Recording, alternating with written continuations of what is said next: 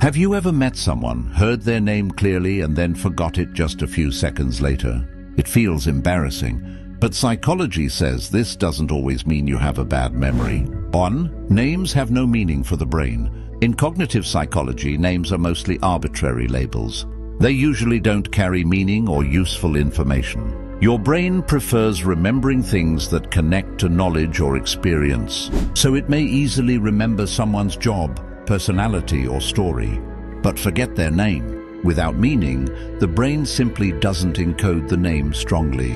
2. Your attention was divided. When someone introduces themselves, your brain might already be busy. You could be thinking about what to say next, how you look, or what impression you're making. Because of this divided attention, the name never fully enters memory. If attention isn't focused at that moment, the brain fails to properly store the information. 3. The brain prioritizes faces over names. Humans evolved to recognize faces much more than words. The brain even has a specialized region dedicated to facial recognition. That's why you might clearly remember someone's face weeks later, but the verbal label attached to that face is much easier to forget. 4. An overactive mind can interfere. People who think a lot often struggle with remembering names. Their mind may be running multiple thoughts at the same time. This creates cognitive overload, which makes memory encoding weaker. So forgetting names can sometimes come from too much mental activity, not poor intelligence.